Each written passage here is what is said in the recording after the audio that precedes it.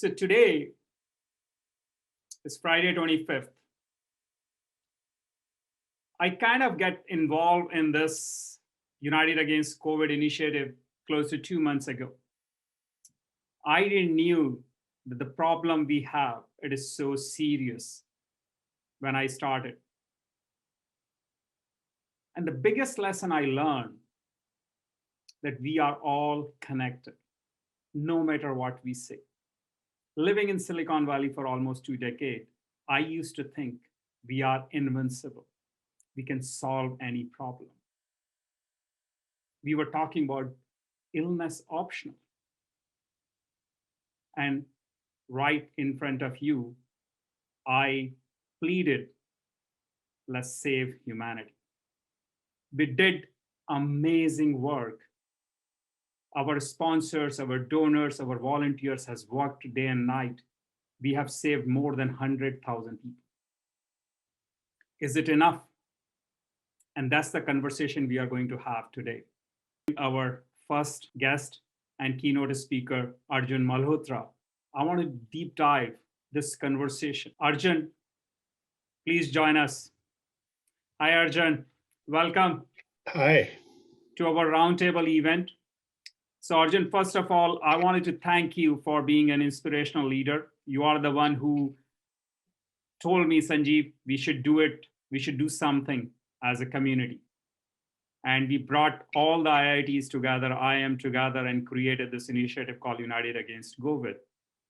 So question I have for you is, what you see as a real problem today? Talking about where do you think we've got to go? So if you look at India, and I'll talk just about India right now, from a public health perspective, we have a fair amount of infrastructure available. In every village, you have an ASHA worker, you have an Anganwadi worker, and for every cluster of 5 or 10 villages, depending on the population, you have an auxiliary nurse midwife, right? And then you have a whole lot of community health centers and public health centers scattered all over the place, and then district hospitals. I think we need to find a way of making that infrastructure more effective. Obviously, part of it is to give them equipment, give them oxygen concentrators, all that stuff.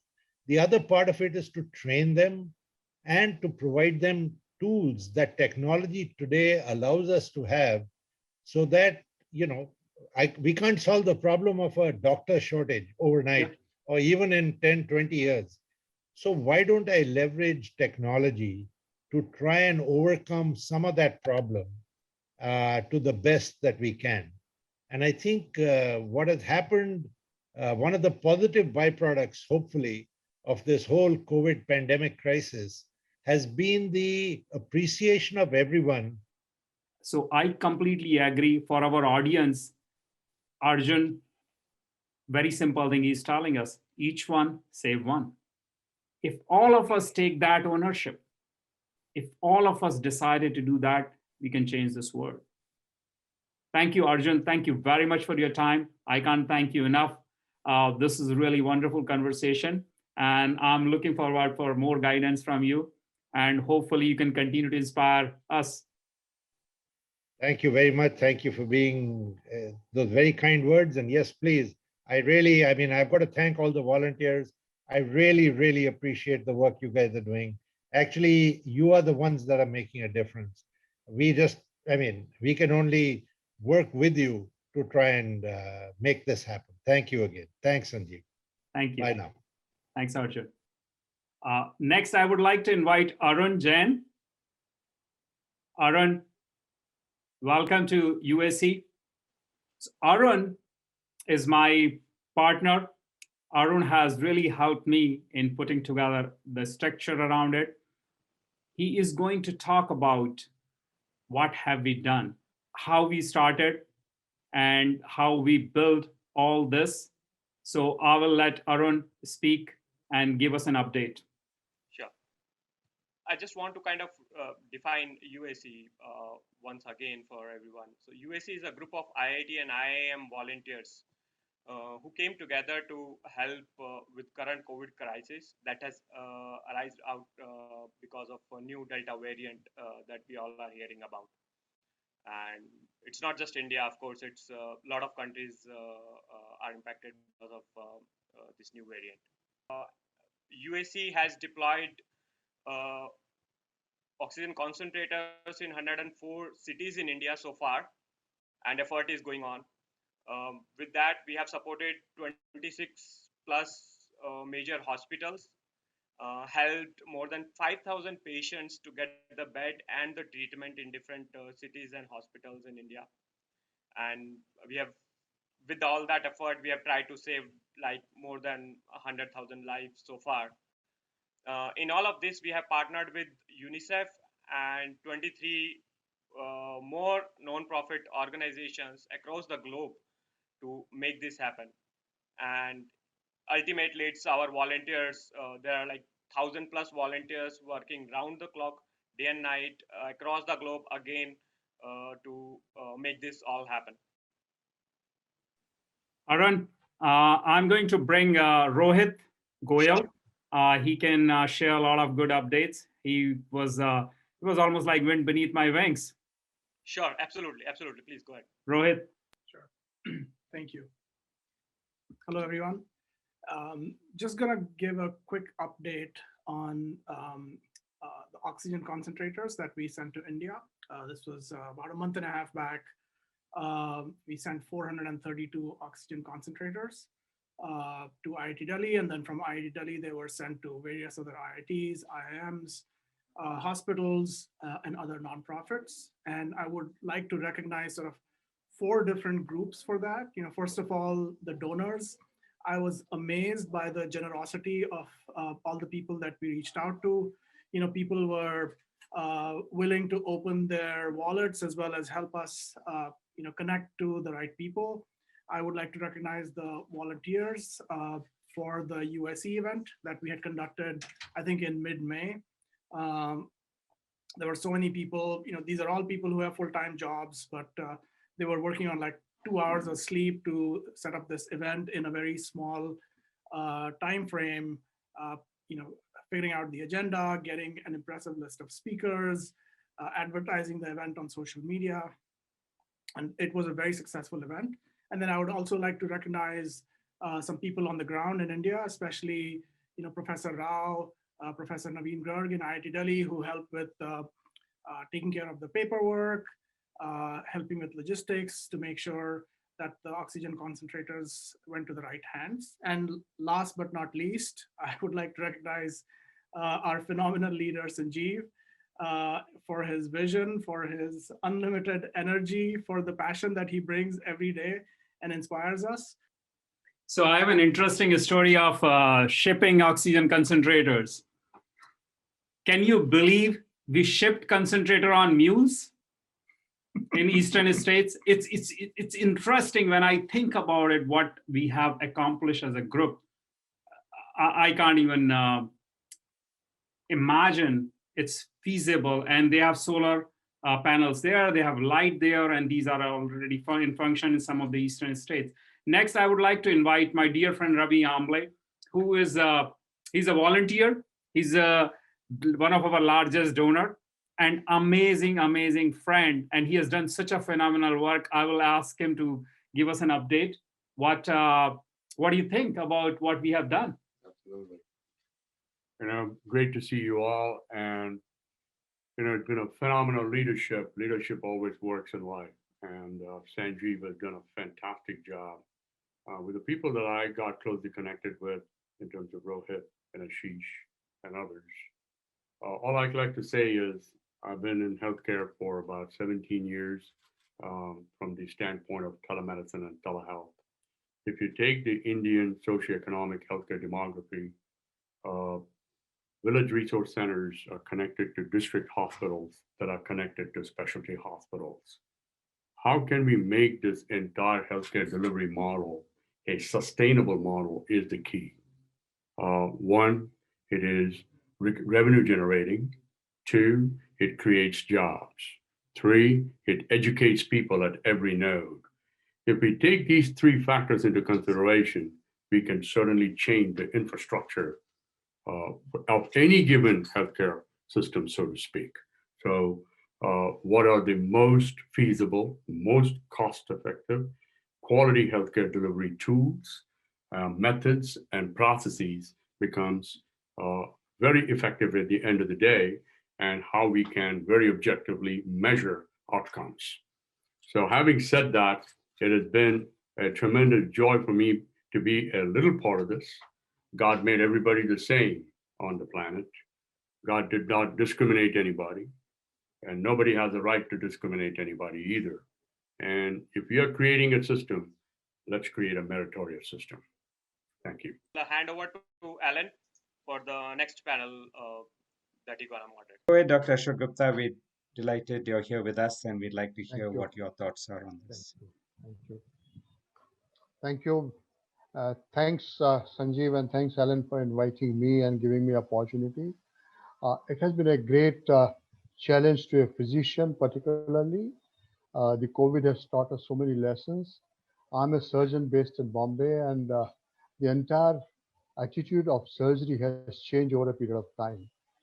We used to do major surgeries. We used to undertake surgeries for 10 hours and 15 hours on patients, but because of the COVID, we have to shorten our procedures.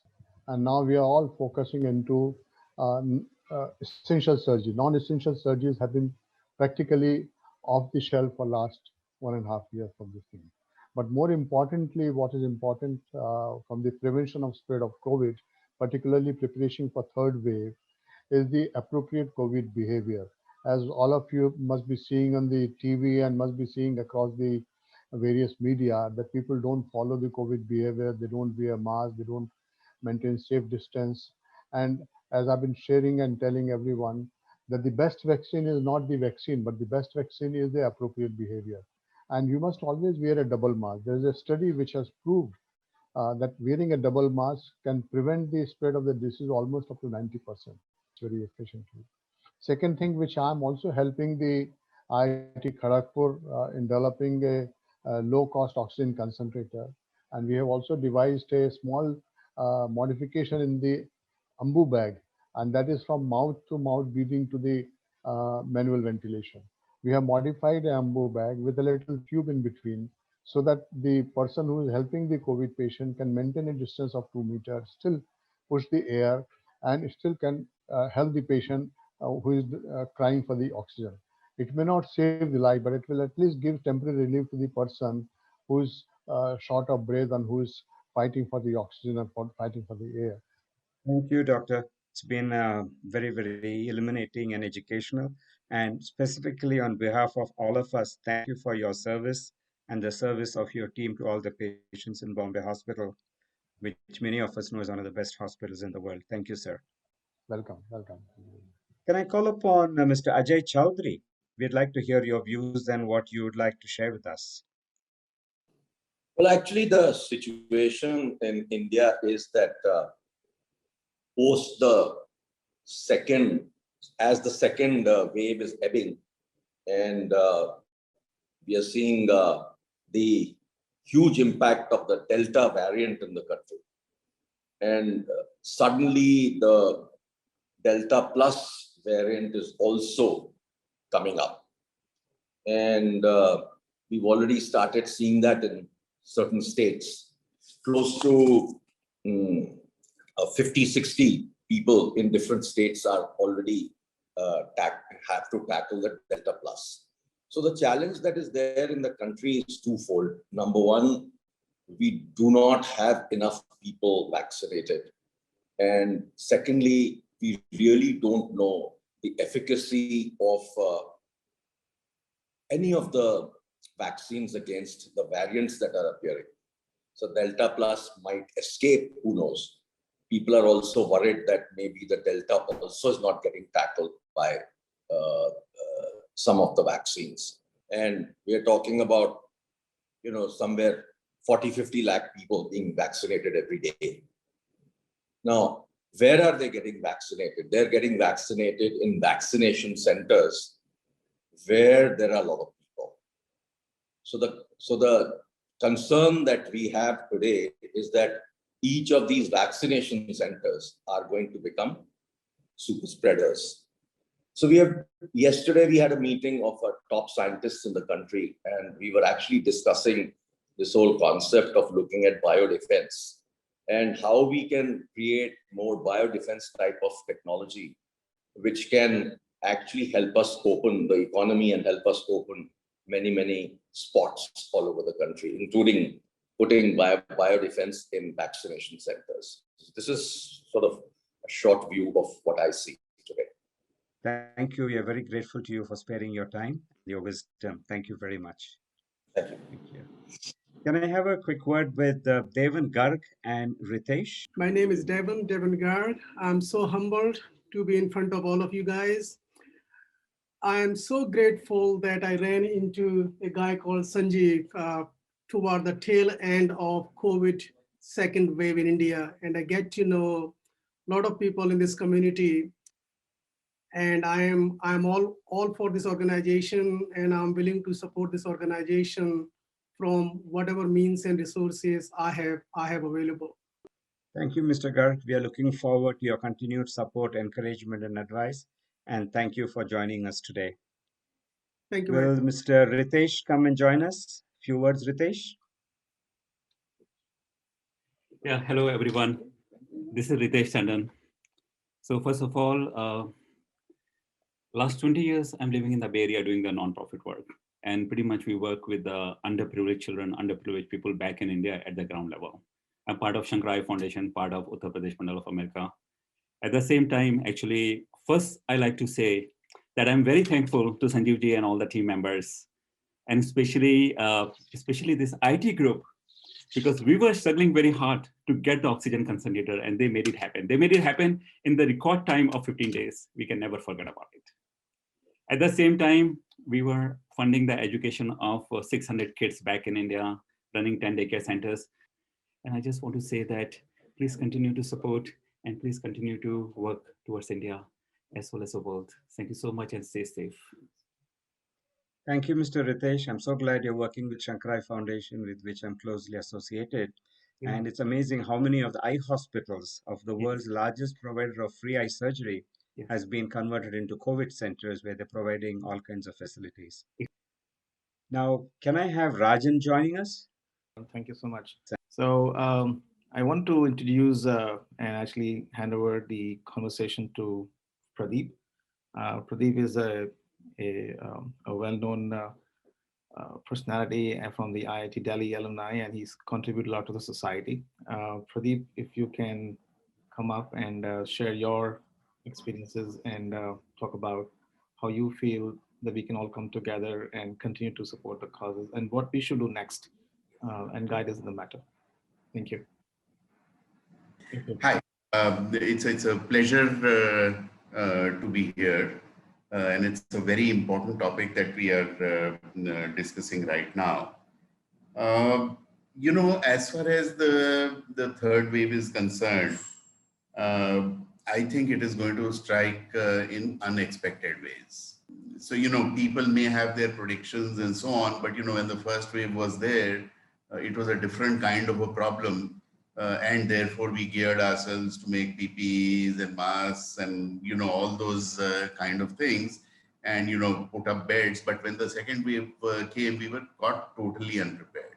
And therefore, I'm a firm believer that the third wave will strike in unexpected ways.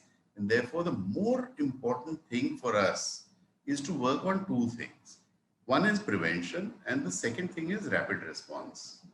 Right now, if I look at the prevention part of it, there are only two ways. One is the appropriate behavior, and the second thing is vaccination. And of course,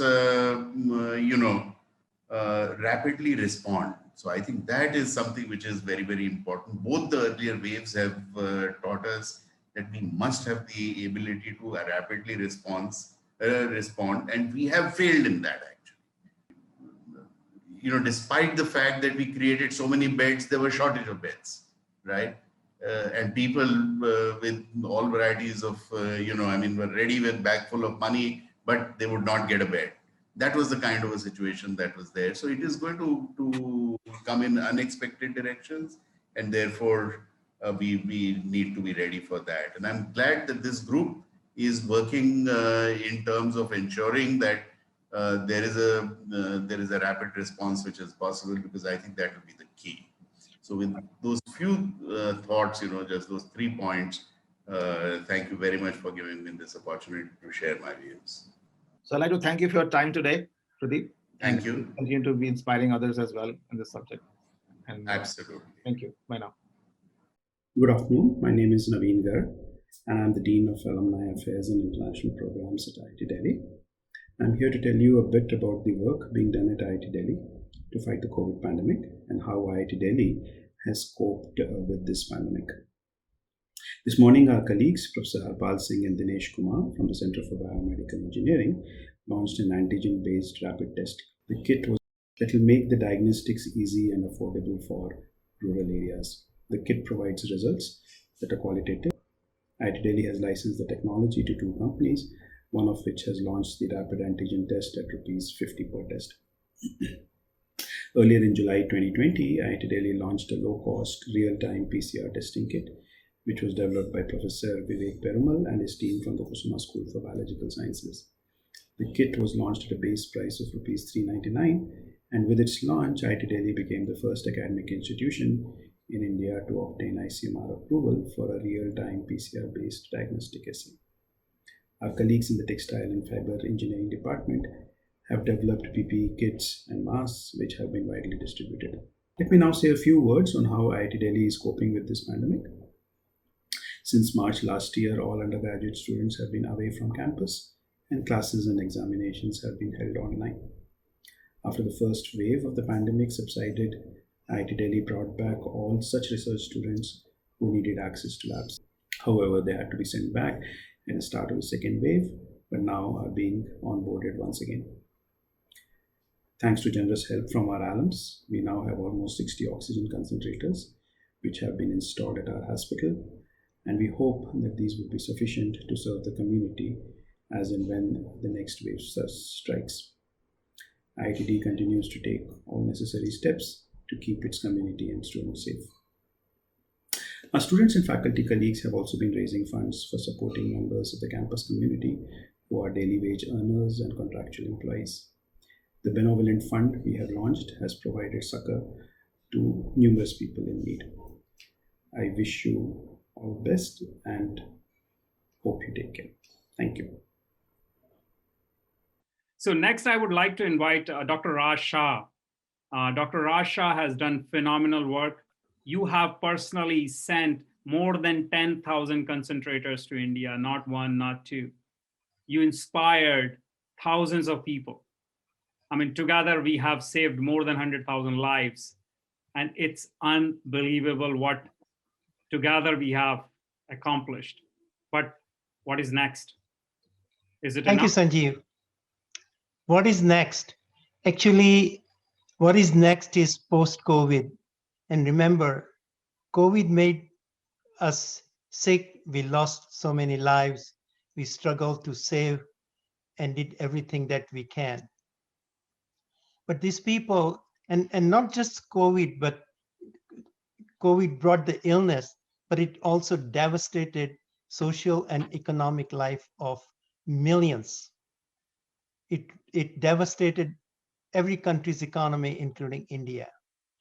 And particularly in India, where more than 600 million people live in rural area. They hardly have food to eat or shelter to be there or clean water or any sanitation supplies. The life is pretty miserable. Now, once the COVID is over, after that, they're going to need the care. They will be suffering from the consequences of COVID. They'll be suffering from mental issues and the consequences. They will need the economic support. And all this is going to be a mammoth task where each and everyone's contribution is going to be needed. And more important and my appeal to all the great technology IITians, I call them, look at finding a solution, give to the medical world a very cost-effective solution of life-saving medical equipments, not just the oxygen concentrator, but maybe the oxygen generators, the ventilators, the BiPAP machines, the life-saving medications, the provide the research and development for creating a rapid testing ability. And I'm very pleased to say, I just read today in Indian Express and Times of India that Delhi IIT has now unveiled a rapid COVID testing at a cost of less than 70 cents, 50 rupees, Yes, which can be done very quickly. Now, that's the this is gift the of kind of Professor thing. Rao. That's All Dr. of Rao. us. These are the, and at IIT Kharagpur, Professor Mondal is building a very low-cost oxygen generator. Raj, what we are talking here is exponential impact and how do we create it. And for our audience, I just wanted to share one thing. What Raj is really saying is united, we can work. We need multidisciplinary skills to go in the future. Whether it's a healthcare, medical professional, technology, we all have to join hands and solve these problems. Raj, I can't thank you enough for your time today. And thanks for inspiring us and continue to inspire. And I have to tell you, but for you technocrats, we still will be living in Stone Age of 10,000 years ago. Thank you. Thank you. Thank you very much, Raj. So I would now hand over to Kiran to help give some closing thoughts. So Kiran, do I invite you? Please join. Thanks, Rajan. Okay, thank you. Hello, everybody. So it all started 2 months back when I just happened to text to Sanjeev saying that, hey, what is happening in Delhi? What are you guys doing to help? Little did I know that the momentum would pick up so fast, and we are really immensely thankful to all the volunteers who have been here supporting us and taking this to greater heights. We were initially looking at much smaller goals in Delhi, probably at that time, because that's the data that we had. But Sanjeev immediately jumped on board and he started motivating a large number of people. And I was like, I couldn't catch up with the kind of speed that it was growing at. That actually shows that as a community, we are very committed. We are very